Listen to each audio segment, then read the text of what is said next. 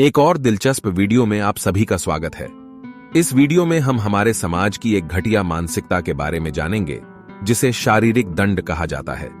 जबकि हम सभी इंसान ईश्वर से श्रेष्ठ नहीं हैं, लेकिन खराब मानसिकता के कारण हमने दंड प्रणाली विकसित कर ली है और जिसके द्वारा हम किसी भी बात के पीछे के तथ्य की जांच किए बिना गलत और सही व्यक्ति के बीच का पता लगाने की कोशिश कर रहे हैं।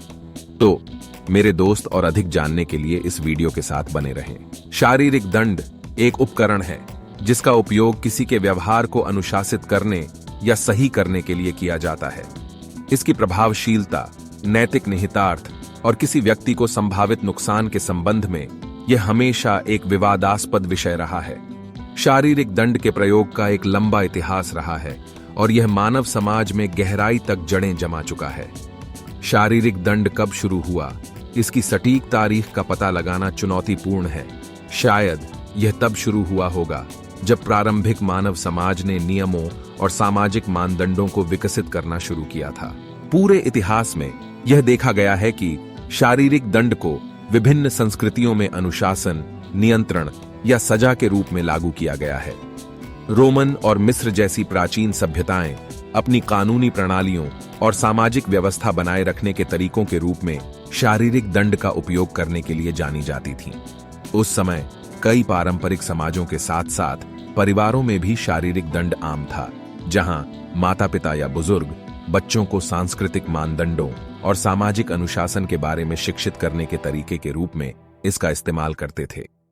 शारीरिक दंड के इतिहास पर चर्चा करते हुए हमारे मन में यह प्रश्न उठ रहा है कि ऐसे दंडों के पीछे का मनोविज्ञान क्या होगा जो समाज के लिए एक मजबूत कारण छोड़ जाता है, जिसके लिए हम 21वीं सदी में भी सजा देख रहे हैं। तो चलिए पता लगाते हैं। शारीरिक सजा के पीछे का मनोविज्ञान समझना हमेशा एक जटिल चीज है और इसके मनोविज्ञान का पता लगाना मनोवैज्ञानिकों, बाल विकास विशेषज्ञों और शोधकर्ताओं के बीच व्यापक शोध और बहस का विषय रहा है। तो इस वीडियो में अगर हम बच्चों के परिदृश्य पर चर्चा करेंगे तो हम जानेंगे कि बच्चों को सजा देने का मनोविज्ञान ऑपरेंट कंडीशनिंग के कारण हो सकता है।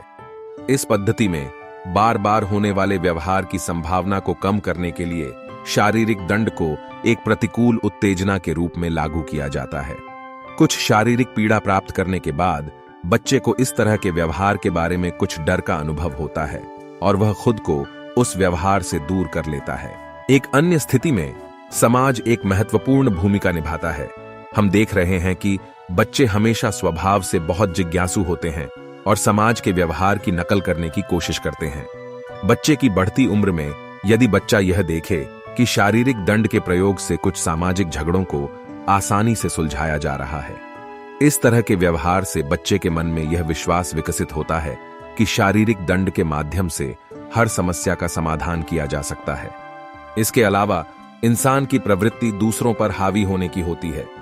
जब कोई व्यक्ति यह देखता है कि दंडित किए जा रहे व्यक्ति का सामाजिक स्तर कमजोर है, जबकि जो व्यक्ति दूसरों को दंड दे रहा है उसका सामाजिक स्तर मजबूत है और समाज उसका सबसे अधिक सम्मान करता है, वह समाज पर शासन करता है।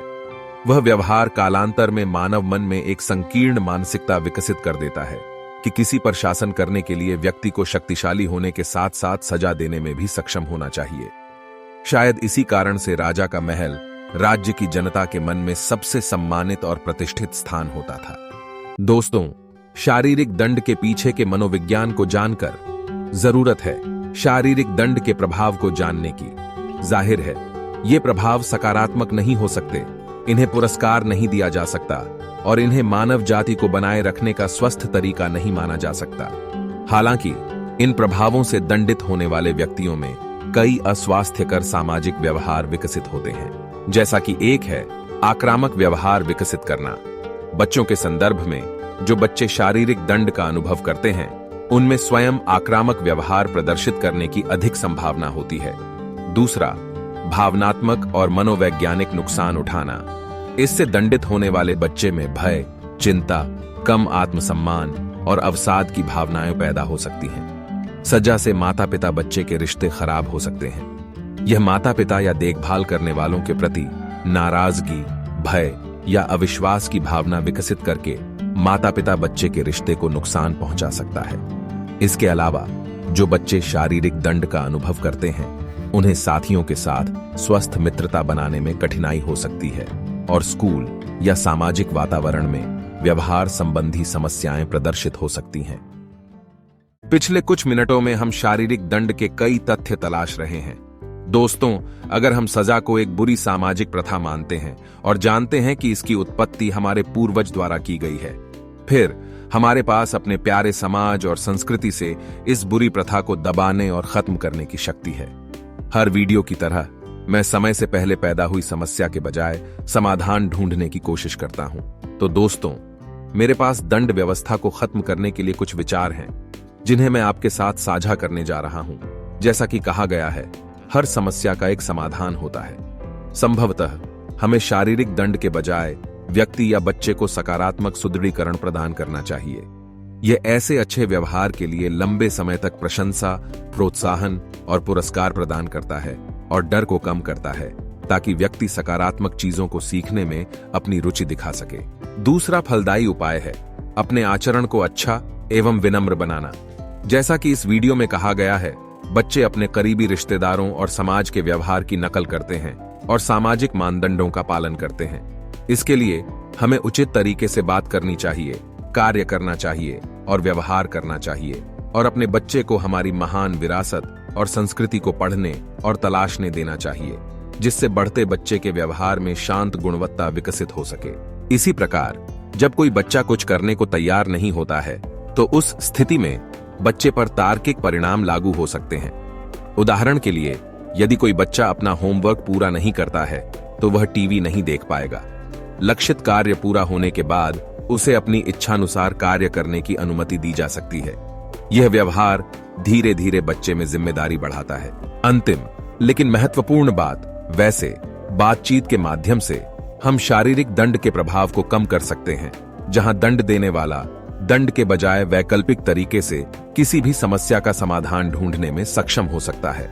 इस वीडियो के अंत में मेरी जानकारी के अनुसार कोई भी पूर्ण नहीं है, यहां तक कि जिसे हम अपने जीवन में सबसे अच्छा व्यक्ति मानते हैं। हम मनुष्य सामाजिक प्राणी हैं और हम हर दिन और हर समय सीख रहे हैं, बना रहे हैं, सृजन कर रहे हैं, अन्वेषण कर रहे हैं। इसलिए गलतियां हो सकती हैं, लेकिन अपने अनुभवों, ज्ञान और विश्वासों का प्रयोग करके और निरंतर सीखते हुए हम अपने द्वारा की गई गलतियों को सुधार सकते हैं। इस परिदृश्य में मैं अब दृढ़ता से महसूस कर रहा हूं कि शारीरिक दंड शब्द का मानव मस्तिष्क के शब्दकोश में कोई स्थान नहीं है। आइए एक खुशहाल और समृद्ध समाज का निर्माण करें। इस वीडियो को अंत तक देखने के लिए धन्यवाद।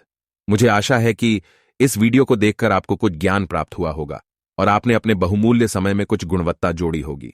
कृपया आगामी वीडियो के लिए इस चैनल को सब्सक्राइब रखें।